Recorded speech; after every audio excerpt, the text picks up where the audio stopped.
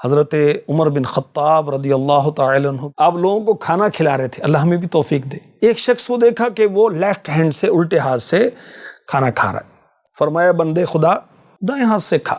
اس نے جواب دیا کہ وہ مشغول ہے۔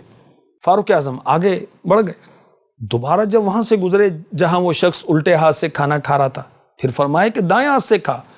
اس شخص نے کہا کہ میں مصروف ہوں۔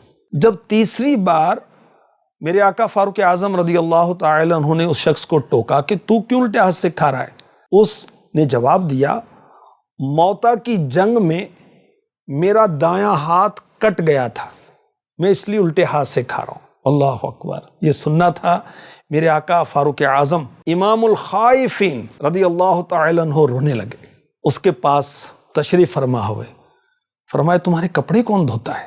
ہمدردی، خیر خواہی، تمہاری ضرورتیں کیسے پوری ہوتی؟ اس شخص سے آپ نے تفصیلات معلوم کی، اور پھر میرے آقا امیر المؤمنین فاروق اعظم رضی اللہ تعالی عنہ نے اس کے لیے ایک ملازم مقرر کر دیا، اسے ایک سواری دلوائی اور دیگر ضروریات زندگی بھی دلوائیں۔ دین اسلام میں معذور افراد جو ہیں، اسپیشل پرسنس ہیں، ان کو نظر انداز کرنے کی اجازت نہیں۔